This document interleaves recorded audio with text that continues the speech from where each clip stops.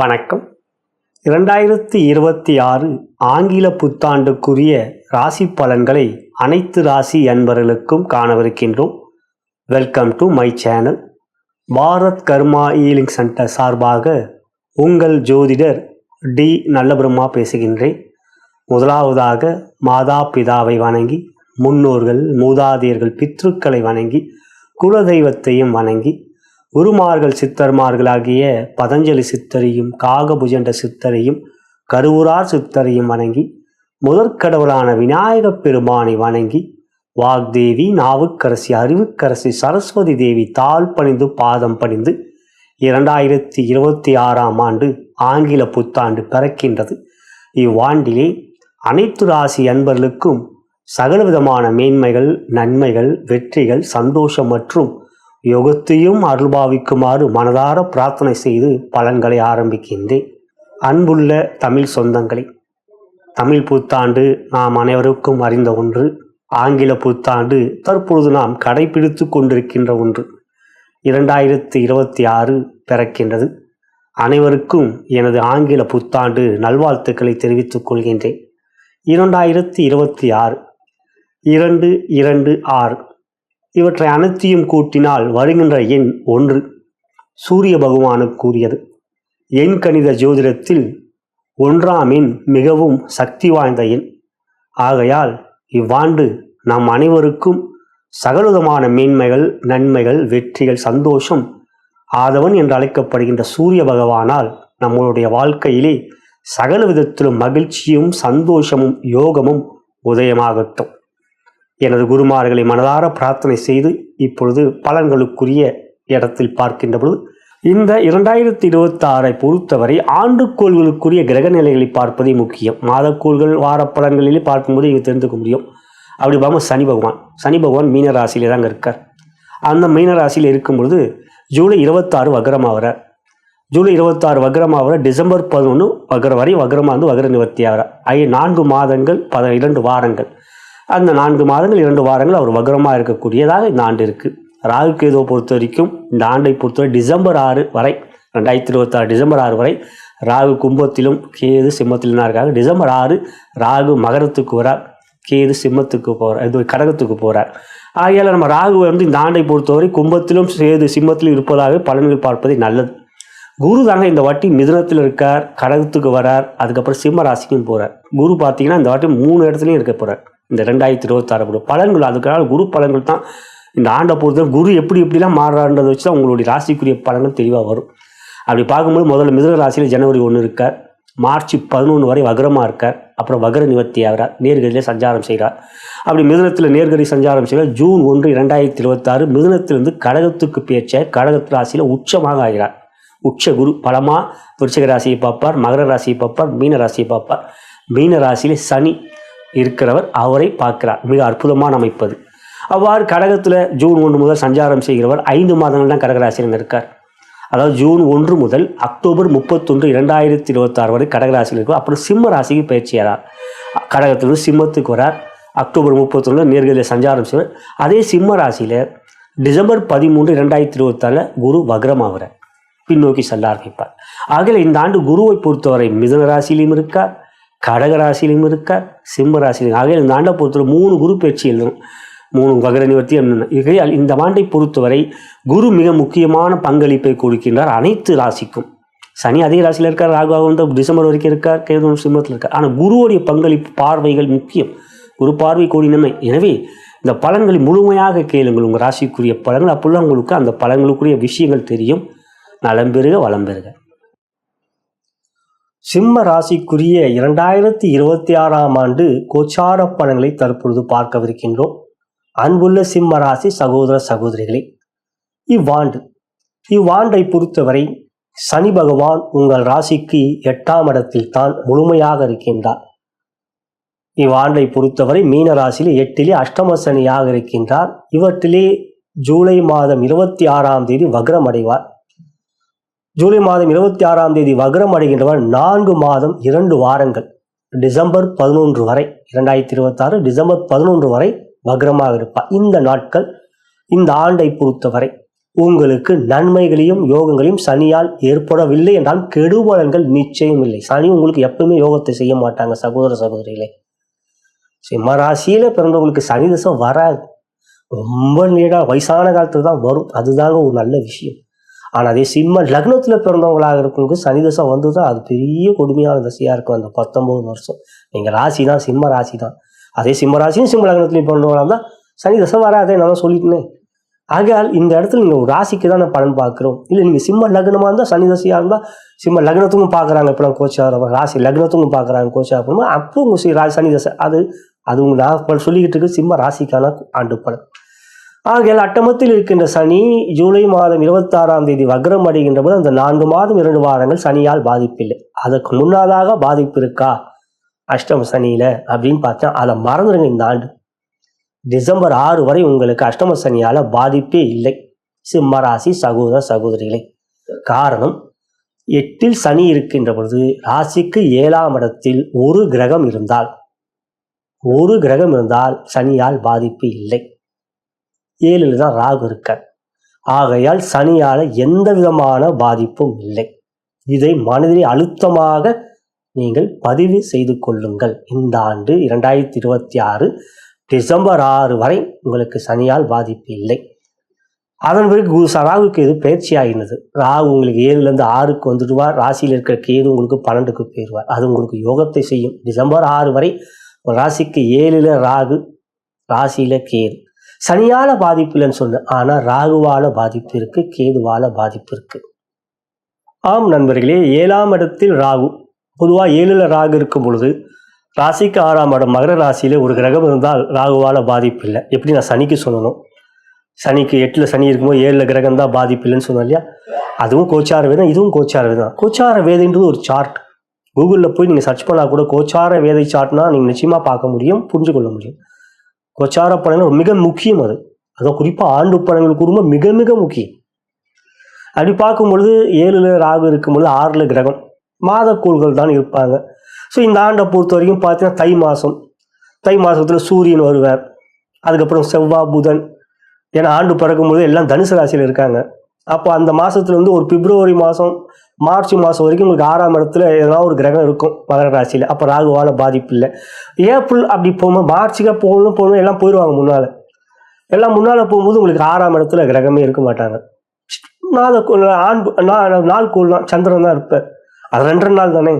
அப்போ 7ஆம் இடத்துல இருக்க ராகு கணவன் மணி உறவிலே, நண்பர்களிலே பிரச்சனைகளை கொடுப்பா. குறிப்பாக நண்பர்களால் சிம்ம ராசியை பொறுத்த வரைக்கும் நல்ல நண்பர்கள் அமையவே மாட்டாங்க. நண்பர்களிடம் மிக கவனம் தான் வேணும் சிம்ம ராசிக்கு. நண்பர்களால் தான் பிரச்சனையே. ஏன்னா நீங்கள் மிகப்பெரிய தைரியவான். எந்த ஒரு விஷயத்திலும் நீங்கள் மிக வேகமாகவும் தைரியமாகவும் செயல்படக்கூடிய நண்பர்கள் எல்லாம் அவங்கள பயன்படுத்தி தான் கொள்வாங்க. நீங்கள் அவங்க கூட இருந்தால் அவங்களுக்கு பலம். சிங்கம் கூட இருந்தால் யாருக்கு பலம்? பூனைக்கு தான் பலம். சிங்கம் கூட இருந்தால் யாருக்கு பலம்? எல்லாம் மனுஷருக்கு தான். சிங்கம் கையில் இருக்குடா, என் கூட இருக்குடா அப்படின்னு தானே அவங்க நினைப்பாங்க. ஆகையால் நண்பர்கள் உங்களை பயன்படுத்திக் கொள்வார். காரணம் உங்கள் ராசிக்கு 7ஆம் இடம் சனி. அவன் ஒரு சூரியனுக்கு சனி முள்ள மகன். ஆனா சூரியனை சனி வெறுக்கிறான். அப்போ உங்கள் நண்பர்கள் உங்களை வெறுப்பார்கள் மனதளவிலே. ஆனால் வாயளவிலே பாசத்தை காட்டுவார், நேசத்தை காட்டுவார், நட்பை காட்டுவார். ஆகையால் சிம்ம ராசியிலே பிறந்த சகோதர சகோதரிகளே, உங்களுடைய நண்பர்களோ நண்பிகளோ உங்களுக்கு நிச்சயமாக பெரிய அளவிலே நண்பர்கள் உதவியாக இருக்கவே மாட்டார்கள். அது உங்களுடைய அனுபவ உண்மை. நிச்சயமாக கமெண்ட்ல போடுங்க. இல்லை என் நண்பர்லாம் எனக்கு உயிர், என் உயிர் காப்பான் தோழன் அப்படின்னு சிம்மராசியில் இருக்கவங்க சொல்றாங்கன்னா நிச்சயமா கமெண்ட்ல போடுங்க. நான் ரொம்ப சந்தோஷப்படுவேங்க. அதுக்கு காரணம் குருநாதர்கள் கூறிக்கு சிம்மராசிக்கு இல்லற வாழ்க்கையே பிரச்சனையாக தாங்க இருக்கும். கட்டும் படாமல் தாங்க இல்லற வாழ்க்கையிலே இருப்பாங்க சிம்மராசியில் இருக்கவங்க. இருக்கேன் அப்படின்னு தான் சொல்லுவாங்க. இருக்கேன், நானும் உறவுகளோடு இருக்கேன் அப்படின்ட்டு. ஆகல் என்ன ஒரு விஷயம்னா, என்ன பிரச்சனை வந்தாலும் நான் தண்ணிக்காட்டு ராஜா தான் வந்தா ராஜா தான் வந்தா உடனே நீங்க ராஜா, சிங்க ராஜா. சிலோனெல்லாம் பார்த்தா இலங்கைலாம் பார்த்தா சிங்க ராசின்னு தான் சொல்லுவாங்க. நம்ம தான் சிம்ம ராசின்னு. சிங்க ராசி அப்படின்னுமா அதுக்குன்னு ஒரு தனி பலம் இருக்கு இல்லையா. ஆகையால் ஓங்கி அடிச்சா 1.5 டன் அடின்னு சும்மாவா சொல்றாங்க சிங்கம் அடிச்சா. ஆகையால் இந்த இடத்தில் நான் என்ன கூட 7ஆம் இடத்தில் இருக்கின்ற ராகுவால் உங்களுக்கு இந்த ஆண்டும் தொடர்கின்ற டிசம்பர் 6 வரை. ஆகையால் உறவுகளிடம் கொஞ்சம் பொறுமை காட்டுவது சகஜம், உண்மை, நல்லது அப்படின்னா அது உங்கள்கிட்ட முடியாது. இருப்பினும் இவற்றினால் இந்த ஆண்டும் கவனம். குறிப்பாக நான் கூறியது நண்பர்கள் கூறினார்கள் என்பதற்காக கண்மூடித்தனமாக எந்த ஒரு பெரிய முதலீடுகள் செய்வது வேண்டாம். செய்ய மாட்டீங்க, அது உங்களுடைய தனித்தன்மை. இருந்தாலும் இந்த இடத்தில் கவனமாக இருப்பது நல்லது. ஜோதிடம் என்பது நாம் அறிந்து கொள்ள வேண்டியது. ஜோதிடத்துல என்ன, நான் ஒரே நாள்ல கோடீஸ்வரன் அவன் கேட்பதை விட்டுட்டு இன்பத்தை தேடி நான் அலைய மாட்டேன். துன்பம் வருகின்றதா என்பதை தெரிந்து கொள்வேன். துன்பம் என்னை அணுகாமல் பார்த்துக் கொள்வேன் என்று நீ ஜோதிடத்தை புரிஞ்சுக்கிட்டீங்கன்னா பிரச்சனையே இல்லைங்க. ஜோதிடருக்கும் பிரச்சனையே கிடையாதுங்க. கையில எதனா வச்சா கோடீஸ்வரன் யூடியூப்ல போட்டு விட்டுறாங்க. நீ இதை வச்சுக்கோ, சோம்ப கையில வச்சுக்கோ, மகாலட்சுமி வீட்டுல வந்துடும்ன்றாங்க. இந்த பச்சை கருப்பத்துல வச்சுக்கோ, எல்லாம் உன் பக்கத்துலயே எல்லாமே அஷ்டலட்சுமி உன் வீட்லயே இருக்கும்ன்றாங்க. என்னங்க ஐயா இப்படி எல்லாமே சொல்லிட்டு போனா ஜோதிடர்கள் மீது இருக்கக்கூடிய அந்த அற்புதமான தெய்வீக கலை. ஜோதிடம் என்பது ஒரு தெய்வ கலை. கோள்கள் இருக்குதானுங்க. 9 கோள் ராகு கேது இல்லைன்னா அப்ப ஏங்க ஒரு சூரிய கிரகணம் சந்திர கிரகணம் வருது இல்லை, சரி விஞ்ஞான ரீதியா வருது இல்லை, அப்ப 7 கோள் இருக்குல்ல. இப்படி இருக்கின்ற இந்த பூமியின் மீது தாக்கம் வருதுல, இயற்கையின் சீற்றம் வருதுல, கோள்களின் கோலாட்டத்தில் இவையெல்லாம் நடக்குது இல்லைங்களா? சூரியன் சனி செவ்வாய் சேர்ந்தா பெரிய விபத்துகள் நடக்கும்னு நாங்க சொல்றோம். சேர்றாங்க, சேரும் பொழுது இப்ப கடந்த இதுல சேர்ந்தாங்க மீனராசியில, எவ்வளவு பெரிய பிரச்சனைகள் வந்தது, எவ்வளவு பெரிய இழப்புகள். வெளியே சனியும் செவ்வாய் 2 பார்த்துக்கிட்டாங்க. மீனராசியில சனி இருந்தார், கன்னி ராசியில செவ்வாய் இருந்தார். பெரிய பூடான்ல ஒரு பூகம்பம் என்று இதெல்லாம் கோள்களின் கோலாட்டத்தில் நடக்கிறதா? ஜோதிடம் என்பது பொய்யல்ல, ஜோதிடம் என்பது மறைப்பது இல்லை, உண்மை. ஆனால் அதை பயன்படுத்துகின்ற ஜோதிடர்கள் தவறாக. ஆனால் என்னை பொறுத்தவரை என் குருமார் இன்பத்தை தேடுவதை விட துன்பம் வராமல் எப்படி தன்னை தற்காத்து கொள்ள வேண்டும் என்பதைத்தான் ஜோதிடம் கூறுகிறது. இந்த ஆண்டை பொறுத்தவரை 8ல் இருக்கிற சனியால் பாதிப்பில் அஷ்டம சனி அப்பா பார்த்து ஐயா சாமி சிம்மராசியா மாட்டிக்கிட்ட அப்படின்னு நான் சொல்றேன். இல்லைங்கய்யா, டிசம்பர் 6 வரையும் உங்களுக்கு அஷ்டம சனி பாரு. இதே டிசம்பர் 6 அதே மாத பலன்னு சொல்லதான் போற. அஷ்டம சனியால பிரச்சனை இருக்கு பார்த்து. அஷ்டம சனி இன்னும் 2027 வரைக்கும் இருக்க போறாரு. அப்ப அடுத்த வருஷம் சொல்லுவேன் பார்த்து. ஆனா இந்த ஆண்டு 2066 பிரச்சனை இல்லை சனியால, அடித்து கூறுகின்றேன். கலாச்சார வேத எடுப்பில் சனியால் இந்த ஆண்டு பாதிப்பில்லை. 2027 பாண்ட அதே ஆண்டு பலன் சொல்லும்போது நிச்சயம் சொல்லுவேன் அஷ்டம சனியால் பாதிப்பு இருக்கிறது. சிம்மராசி சகோதரர், இந்த ஆண்டு உங்களுக்கு சனியால் பாதிப்பு, ராகுவால் பாதிப்பு. ராகு போகக்காரன், ராகு காமத்தை கொடுக்கக்கூடியவன், ராகு பேராசையை கொடுக்கக்கூடியவன். 7ஆம் இடம் அது நண்பர்கள். கணவன் மணி உறவு கூட இங்க பிரச்சனை இல்லைங்க. நண்பர்கள், தீய நட்பு, வேண்டா நட்பு, கூடா நட்பு இது ஏற்படும். அதனால் உங்களுக்கு இந்த ஆண்டு ஏற்படக்கூடிய பாதிப்புகளை கடந்த ஆண்டும் இருந்திருக்கும், கடந்த ஆண்டும் இருந்திருக்கும். ஏன்னா அதே 7ல் ராகு உங்களுக்கு வந்தார் இல்லையா மேல, அந்த மேற்கு அப்புறம் இதெல்லாம் நடந்திருக்கும். எனவே இந்த ஆண்டை பொறுத்தவரை முழுமையாக இருக்கின்றார் டிசம்பர் 6 வரை. எனக்கு 7ஆம் இடத்தில் இருக்கின்ற ராகுவால் உங்களுக்கு அந்த இடத்தில் துன்பம் கொடுக்கக்கூடியவர் ராகு தான். அதுக்கடுத்தது கேது. கேது உங்க ராசியில் இருக்க கேது என்ன செய்வார்? ஆன்மீகத்தை தேட, பௌதீக வாழ்க்கையின் மீது ஆர்வத்தை காட்டாமல் ஆன்மீக வாழ்க்கையை கொடுக்கக்கூடியவரே கேது. கேது பித்து பிடித்தவன். கேது ஒரு பைத்தியக்காரன். அதுக்கு நம்ம பைத்தியக்காரன் கரெக்டாக அப்படி சொல்லலை. குறிப்பா கேது ஒரு பைத்தியமான ஒரு மனுஷன். அது ஒரு கிரகம். குறிப்பா ஒரு ஜாதகத்தை சந்திரன் கேது சேர்ந்துட்டாங்கன்னு வச்சுங்க, அவங்க மனம் ரொம்ப பாதிக்கும். கேது அவங்க செம்பாம்பு, ராகு ஒரு கரும்பாம்பு. பாம்பு அப்படியே மனதை பிடிச்சிக்கும். அப்போ உங்க ராசியில கேது இருக்கிறாங்க, குழப்பம். என்ன குழப்பம்? ஆன்மீகத்தின் மீது, தியானத்தின் மீது இருக்கும். பௌதிக வாழ்க்கை, கணவன் மணி உறவு ஏற்கனவே 7 ராகு இருக்காருல்ல. ஸோ அதை விட்டுட்டு சாமியார் மாதிரி ஒரு கோயில் அப்படி போகும், அது வீட்டில் பிரச்சனையை கொடுக்கும். என்னங்க நீங்க பாருங்க கோயிலுக்கு போயிட்டு இருக்கீங்க அப்படின்னு அவங்க கேட்பாங்க. இங்க அந்த மாதிரியான கேது கணபதி வழிபாடு. இப்ப ராகு கேதுக்கு என்ன அந்த ஆலோசனை, கணபதியை கெட்டியா பிடிங்க, தினந்தோறும் ஆலயம் செல்லுங்க. ராகு பார்க்கும்போது ஞாயிற்றுக்கிழமை 4:06 ராகு காலத்து கால பைரவர், துர்க்கை அவங்கள வணங்குங்க. இந்த 2 செய்வதன் மூலம் நிச்சயம் சிம்ம ராசிக்கு பாதிப்புகள் வராது. குரு நான் ஏற்கனவே சொன்னீங்களா, ஜூன் 1க்கு முன், ஜூன் 1க்கு பின். காரணம், ஜூன் 1 வரை உங்கள் ராசிக்கு 11ஆம் இடத்தில் குரு இருக்கின்றார். மார்ச் 11 வரை வக்ரமாக, அதன் பிறகு வக்ர நிவர்த்தி அடைகிறார். இந்த காலம் குரு வக்ரமாக இருந்தாலும் சரி, வக்ர நிவர்த்தி அடைந்தாலும் சரி, 11 குரு உங்களுக்கு நன்மையைத்தான் செய்வார். யோகாதிபதி 11 5ஆம் வீட்டை பார்க்கிறார். குரு ராகுவை பார்க்கிறார். அது வரைக்கும் குரு ராகுவை பார்க்கறதுனால ராகுவால பாதிப்பு இல்லைனா சொன்ன ஜூன் 1 வரை ராகுவால் உங்களுக்கு ஜூன் 1க்கு அப்புறம் ராகுடைய பார்வை, குருவுடைய பார்வை ராகு மீது இல்லை. அப்ப அந்த பிரச்சனை ஜூன் 1க்கு பின் ராகுக்கும் ஜூன் 1க்கு பின். அதெல்லாம் முதல்ல சொன்ன ஜூன் 1க்கு முன், ஜூன் 1க்கு பின். அப்படி பார்க்கும்போது ஜூன் 1 வரை ராகுவால் பாதிப்பில்லை. கேது கணபதி வழிபாடு செஞ்சுட்டு வருவீங்க.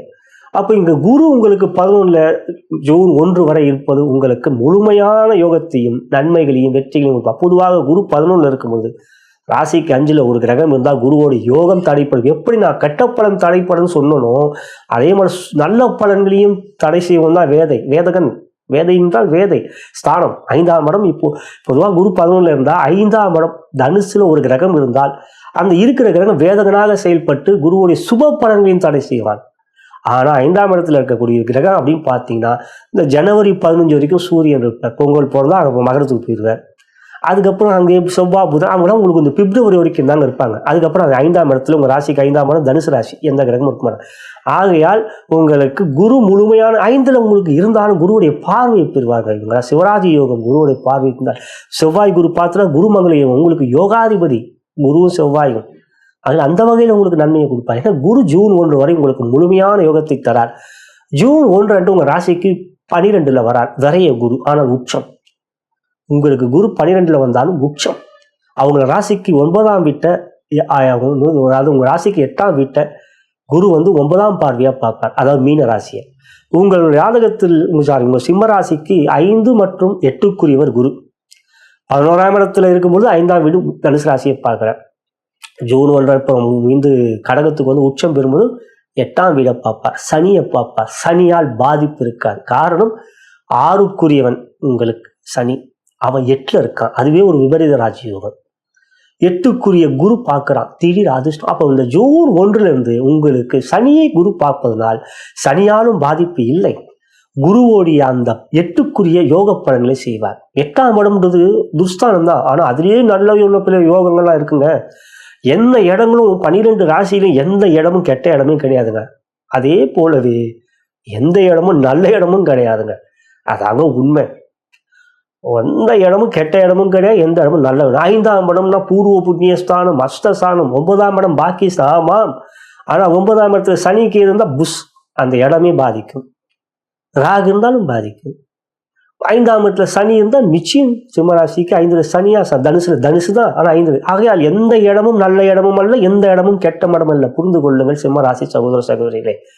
ஆக இங்க வந்து உங்களுக்கு 12ல ஜூன் 1 குரு வர 9ஆம் பார்வையாக மீன ராசியை பார்ப்பார். 5ஆம் பார்வையாக ராசிக்கு 4ஆம் வீடான விருச்சிக ராசியை பார்ப்பார். 7ஆம் பார்வையா 6ஆம் இடத்தை பார்ப்பார், மகர ராசியை. சனியோடைய வீட்டையும் பார்க்கிறார், சனியையும் பார்க்கிறார். எதிர்ஷ்டத்தை கொடுப்பார், திடீர் வெற்றிகளை கொடுப்பார், அதிகாரத்தை கொடுப்பார். 8ஆம் இடம் கௌரவம், பணபலம், திடீர் அதிர்ஷ்டம். அதே சமயம் அதே 8ஆம் இடம் சிறை தண்டனை. 8ஆம் இடம் பெரிய அளவில் பாதிக்கும், ஆயுள்.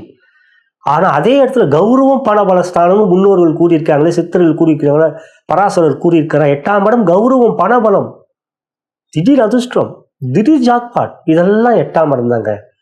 6, 8, 12 துர்ஸ்தானங்கள் தான். ஆனால் அதுலேயும் ரொம்ப ரொம்ப முக்கியமான விஷயம் 6ஆம் இடம் சத்ருக்கள் வெற்றி. சத்ருன்னு ஒருத்தன் இல்லைன்னா தனிக்காட்டு ராஜாவா சிம்மராசிக்கு பொதுவாக எதிரிகள் இருந்தாலும் ஓட விரட்டக்கூடிய தைரியம் இருக்கும். எதிரிகள் உங்க கிட்ட வரமாட்டாங்க. அப்போ இந்த இடத்துல வந்து உங்களுக்கு 8ஆம் இடத்தை பார்க்கணும், சனியை பார்க்கணும், 6ஆம் இடத்துக்குரிய இடத்தையும் பார்க்கணும். எதிரிகள் ஒதுங்கி விடுவார்கள், அடங்கி விடுவார்கள், கடன் தீரும். ஏன்னா யோகாதிபதி குரு உச்சமாக பார்க்கிறார். கடனை அளிப்பீர்கள், புதிய முயற்சிகள் எடுப்பீங்க. அடுத்தவங்க பணம் உங்க கையில இருக்கும், அதை வச்சு நீங்க பிசினஸ் பண்ணுவீங்க, அதை வச்சு நீங்க ரிஸ்க் எடுப்பீங்க. எடுக்கலாம், தாராளமாக அந்த நேரத்தில் எடுங்க. எப்போ ஜூன் 1ல இருந்து உங்களுக்கு அக்டோபர் 31 வரைக்கும் உங்களுக்கு குரு வந்து உங்களுக்கு 12ல உச்சமா இருப்பார். Good, very good. அந்த நேரத்தில் இது மாதிரியான தில்லா நீங்க ஒரு முயற்சி எடுக்கலாம். உச்சமா இருக்கார் இல்லையா குரு, அது உங்களுக்கு நன்மையை கொடுக்கக்கூடிய. அக்டோபர் 31 வரை, ஜூன் 1ல இருந்து அக்டோபர் 31 குரு உங்களுக்கு 12ல இருக்கார். அதுக்கப்புறம் உங்க ராசிக்கு வருவார் ஜென்ம குரு. குரு ராசியிலே இருக்கின்ற பொழுது குருவோடு ஒரு கிரகம் சேர்க்கை பெற்றால் பாதிப்பு இல்லை. அதுவும் கோச்சார வேதை. குருவோட கேது இருப்பார் டிசம்பர் 6 வரைக்கும். அது வரைக்கும் ஜென்ம குருவால பாதிப்பு இல்லை. ஆனாலும்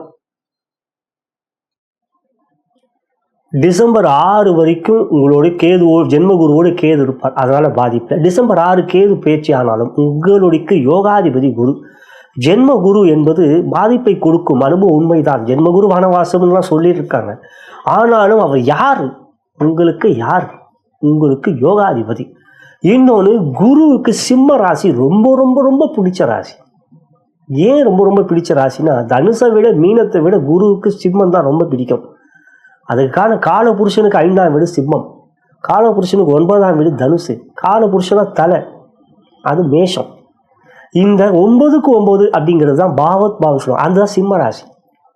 அதில் குரு சிம்மத்தில் அமர்கின்ற பொழுது அவர் தனுசு ராசியும் பார்ப்பார், மேஷ ராசியும் பார்ப்பார். 5ஆம் பார்வையாக தனுசை பார்ப்பார், 9ஆம் பார்வையாக மேஷத்தை பார்ப்பார், 7ஆம் பார்வையாக கும்பத்தை பார்ப்பார். இதெல்லாம் அக்டோபர் 31 சிம்ம பயிற்சி.